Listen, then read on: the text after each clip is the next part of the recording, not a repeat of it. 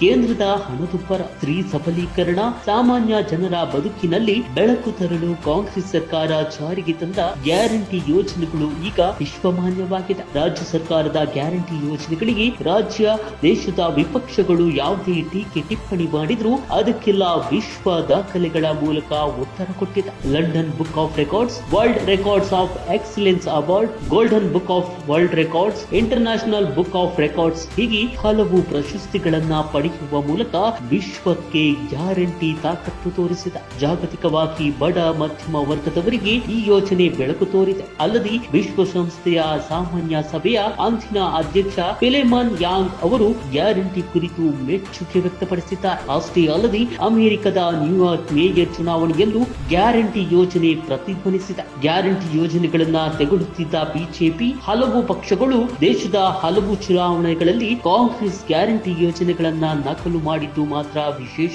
Congress guarantee ಯೋಜನೆಗಳು ಕೇವಲ ಯೋಜನೆಗಳಾಗದೆ ಜನರ ಜೀವನವನ್ನ ಪ್ರಗತಿಯ ದಾರಿಯಲ್ಲಿ ಮುನ್ನಡೆಸುತ್ತಿದೆ. ಈ ಮೂಲಕ ಜನರ ಬದುಕಿನಲ್ಲಿ ಆಶಾ ಕಿರಣ ಮೂಡಿಸಿದೆ. ಗ್ಯಾರಂಟಿಗಳ ಮೂಲಕ ನುಡಿದಂತೆ ನಡೆಯುತ್ತಿದೆ ಕಾಂಗ್ರೆಸ್.